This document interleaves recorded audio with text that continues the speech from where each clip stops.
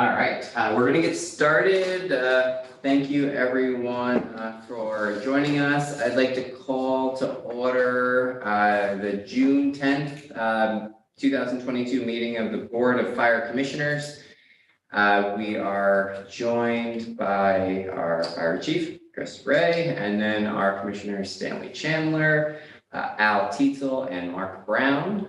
And so we do have a quorum today, and so thank you all very much for joining me. I haven't had a meeting in quite some time, and so I would like to make a motion to be able to approve the minutes from our last meeting. So, Thank you, Al. Thank you. So all in favor? Aye. Any opposed? Okay. Great. Chief, do you want to just give us a quick update on things? I know we've got a couple of new business items, but do you have any general updates that you want to give us about how the department is doing? I know we did a training a couple of days ago. Maybe chat about. Central Hudson came to us and asked, they're doing a training. They were mandated to do 2 trainings, so they asked us to join in with them to Kingston Plaza. So we had an engine and a truck over there. We actually participated in the training. It was at a natural gas leak, which is nothing new to the city, but so it was, the training lasted from 8 a.m. to 1 p.m. So it was very well received by our people, well received by Central Hudson. So Central Hudson has done training for us in the past, so we just kind of reciprocate on training them. We put in for repairs on stations 2 and 3 as far as the brickwork goes. So the repointing of stations 2 and 3. The new engine come here maybe March 2023. That's like the latest date that they got on it. And we ordered that when? October of 22, 21. 21, that's October 21. So, we just continue to train. We got training next month again with the OFPC and training in September again with Office of Fire Prevention. So, a lot of training, and there's a lot of new equipment that we are putting in through grants. One being, actually 2 of them being boats. One that we can trailer and take any place we want to go, and the other one for down on Rhonda to the dock down there. So a lot of things happening on the special ops portion of it, of the fire service. Okay. Let me ask just one question. With the recent shootings in Buffalo and Texas, first responders, the police department, state police, whatever, are we connected into, if we had a problem, let's say at the high school or any school, that coordination goes out, that you guys come and help in some way? And I don't know what that somebody is. We have 2 people that are trained to enter the building with the ESU, enter in with them, and just start taking triaging patients within the building before being brought out. We also have protective equipment in car 3 where we can put 2 firefighters in, and they can get into a warm zone and be underneath an armed guard and start triaging and caring for patients within the building, also as the other 2 go deeper into the building with ESU. So we have that, plus we have 2 bags all set up for a mass casualty. Good, good. And we also have, we ordered a rescue vehicle last year. The police department received a grant in cooperation with the town of Ulster, and it will, it's an armored vehicle that's designed just to do rescues. So in instances like that, our staff can be in the vehicle and can go, closer to the scene and then be able to, bring people out in the vehicle to be able to get them. That brings up a good point. You got Fort Unity, Socus area for the school system. You got town of Ulster. Yeah. Two schools out there, so. Yeah, we train cooperatively. The team that the chief talked about, Ulster is on that team with us. So we're just one joint team, at least for Kingston and Ulster. Sheriff's Department generally covers everything else outside. Yeah. I look at it all hands aboard. Yeah. Chief, I also noticed you had 2 road calls already this year. Yeah. So are we on with Green now? We are on with Greene County. We respond with Greene County up to the Hunter area on what would be basically like a 3rd alarm. Where first alarm is Greene County, second alarm is Centerville, the next closest road, and 3rd would be us. So But we've already been up the mountain once over to Black Grove for a hiker. So, but that is, again, that's one of the special ops, that's one of the special, trainings that's coming up. So, pretty much, we're doing pretty much all emergency services, special ops in the county. That's good. I don't think too many people know about the outside our particular group. I just think it's great. Well, we put it on Facebook and we're, Okay. and, again, when training comes, there'll be more with, more pictures of Facebook. Pretty much by the end of September, our goal is that we can send 6 people with the highest level of training automatic that are on duty out to wherever they gotta go. Okay. So, It's great. You're gonna be one of my guest speakers in your future.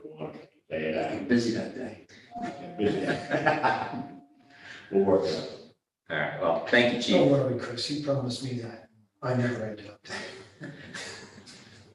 The only thing you worry about, but you're gonna get a free lunch. All right. You do. So thank you, Chief, for that report.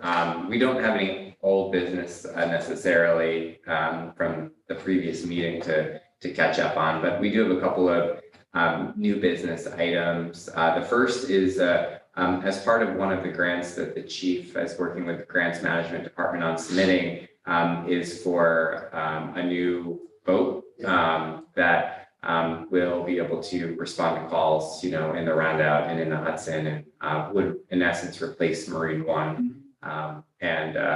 We, in order to submit that grant, we needed to refresh our mutual aid agreement with the county. We've obviously had a mutual aid agreement with the county for a long time, but as part of one of the grant requirements, we're required to get that redone in the new format. And so as part of the resolution, and I'll read it, is that we as a fire board have to, adopt the following resolution, which basically says that we as a board approve participation of the Kingston Fire Department in the Ulster County Fire Mutual Aid Plan from time to time, and further certifies that Ulster County, through its Deputy Director of Emergency Services and Fire Coordinator, shall comply with the provisions of the plan, and that there are basically no limitations or conditions or restrictions on the fire agency from providing prompt assistance, and that the Deputy Director of Emergency Services shall be notified in writing if any such limitations are imposed, and that the fire agency shall respond to all calls for assistance from another fire agency through the Ulster County Communications Center, also known as UC 911, and that we hereby acknowledge and accept financial responsibility pursuant to applicable law, and be it further resolved that a copy of this resolution will be filed with the Ulster County Department of Emergency Services. And so we need to move this forward, and then we need to adopt it. And so would a board member or commission member like to move that forward? All right. I'll second it. It's the same basically. Yeah. It is. Yeah. All right. So I'll fill this out. All right. And so then I need a vote. Al seconded. All in favor? Aye. Any opposed? All right. Adopted 4-0. So that was that, and we'll thank you, and we'll let you know. I think the grant is due today, and so we'll be getting that in. I don't know how long it'll take for us to hear back, but It'll be quick. it is a Coast Guard, September. is it a federal Coast Guard grant? Port of. New York, Port of New York. Yeah. It's a FEMA grant. So Through the port. it'll be the first time we've applied for this, and that could be a great opportunity. I think it's a little over $500,000. So it's like buying another fire truck. Did someone say wanted to share something? I saw that the other day. It's actually going to be exact same thing with just a little bit bigger spot for where the monitor's got to be from water, that kind. But there's gonna be the same boat, so now it's interoperable because they can drive ours, we can drive theirs, same boat, same manufacturer, same length, everything is. If you haven't seen it, just go down, it's parked down at Louis Dock. It's really nice. I saw it from Post Park, really nice. Very nice. And so that was so one business item we had for today, and then the other, is the chief and I have been working really closely, on another grant that we've been awarded, through the state, to be able to, create a new program in the fire department, to be able to respond to, mental health crisis calls, basically, with, kind of a unique, partnership between our fire department and our EMTs in particular, and then an actual crisis counselor, someone who is a trained mental health professional. They will respond in the same vehicle to the call, assess the person both for either medical issues or mental health related issues, and then determine whether the mental health professional can, provide assistance for this person immediately to, bring them down from a crisis state, and or whether the person needs to be transported to currently the, emergency room or future, either the emergency room or the county's new stabilization center that they're creating just down the street here, which will be open 24 hours, which is kind of a step below an emergency room visit. And so we received a $350,000 grant to be able to get this program up and running for the first year. And then we have funds set aside as part of our federal stimulus to pay for it for the next couple. And so what this grant allows is for the chief to be able to hire another firefighter, us to be able to partner, to be able to bring in a mental health professional with the county, and then be able to allow us to buy an ambulance. This past week, the Common Council certified a certificate of need for us to submit to the state, which is required for us to be able to create an ambulance service in the city of Kingston. And so we've submitted that, I think you said, right? Yes. So it's been submitted already. And this is really the first step in really a long-term pilot project as to seeing, how this works and how successful we are at, managing, a ambulance service in the city that is run by the Kingston Fire Department. It's a, People, you got it. yeah, it's a, I tried so hard. I think that it's great. I think the biggest issue is the backroom operation, counting and all that stuff with the insurance companies, okay? It's just not, and the time being spent at a hospital, getting a person taken in and then you gotta fill out certain documents. It's just gonna be a learning curve for everybody, and I think it's a fantastic idea. I'm just walking. A lot of fun, it's ambulances. I really think it's a long time coming, and I think the people in our city will well appreciate. Let me just say, 1974, my father was taken to the hospital with raised ambulance service. Just threw my father in the back of the ambulance. My mother was sitting in the front seat for a pocketbook holding like this. The person driving just got let out of jail. You know what I'm saying? It's the credibility, and I think with our department, we have that credibility. yeah. Yeah, and I have to say that the chief has really just taken this and run with it. And he's, been really good at communicating also with the staff about, what's happening. And so we can get a system, but our goal is, if everything aligns, to be able to get this up and running by the fall. Chris, quick question. Sorry, Steve. The insurance, did we get reimbursed insurance for each that we transport? We have not even explored that yet. The grant right now is covering all of our expenses. And so at this point, we're not ready to go down that. If we were to expand outside of this program, and eventually, once we figure out how this is all working, we know that exists, and there are third-party providers that would, and there's a whole lot of state law that goes behind like what, we can and can't do, as a public entity, if someone doesn't have insurance, we will still treat them anyway and transport them. And so but there are lots of interesting things about that we have to still explore. It's a pilot program for 1 year. So after 1 year, at least then I would go back to the mayor and say, okay, these are the statistics that I have that this created. So then we can go through with our third party if we choose to and say, this is how many calls we did for 1 year. So that, they can get a sense of, because I believe it's charged on a bigger percentage. Yeah. Now, obviously, the higher call volume, the lower percentage, type of thing. So we need to create numbers first, real numbers. We just can't, guess that.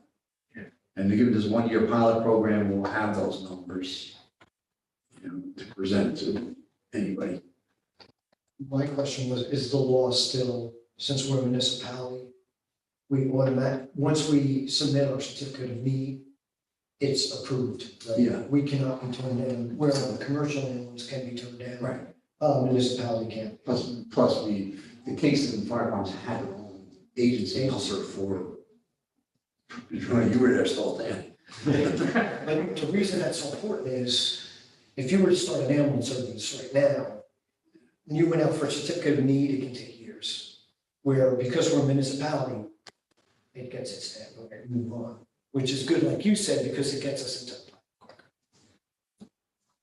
I just think the community at large will welcome this concept with open arms. There are some issues with the current, so all we're different bodies, so to speak. I mean, you're transporting, have emergency. Well, it's also going to allow the city, all the emergency agencies in the city, is that they're not going to get tied up. Meaning that the phone call is going to be, basically it's going to be filtered as far as, is it violent or non-violent? If it's a non-violent, and they just want, but they're voluntarily transport, then they'll just send the bus. They're not going to send KPD. So that, alleviates a cop from being tied up. Then, if it's violent, then KPD is dispatched to we are not. And then if they calm the situation down where it becomes voluntary transport, then we show up and then KPD will leave. So we're freeing up resources in the, throughout the community here. When we had loss of power in the neighborhood back in February, for the reason. Yeah. We had a lady down the street about my age, Alma, who was in a lounge chair. Let that she could move back. She couldn't get out. Yeah. The fire department came. Right. And one of the firemen didn't have a battery. She didn't have any batteries in the house. So I had to run down to Walgreens or someplace, bring in a couple 9-volt batteries just to get her out of the chair. For the length of, she didn't go back into the chair. My neighbor was a pretty good mechanic. He's trying to make a device that in the event there's a power failure, at least she could press the button and get out of, and she couldn't get out until it had. So I just thought, kind of see her run down the street and go back and we had to get some batteries to get out. She wasn't the only one that we did that. She was not the only one we did that for. I know, I don't know about the other one. I just think it's the human side of our fire.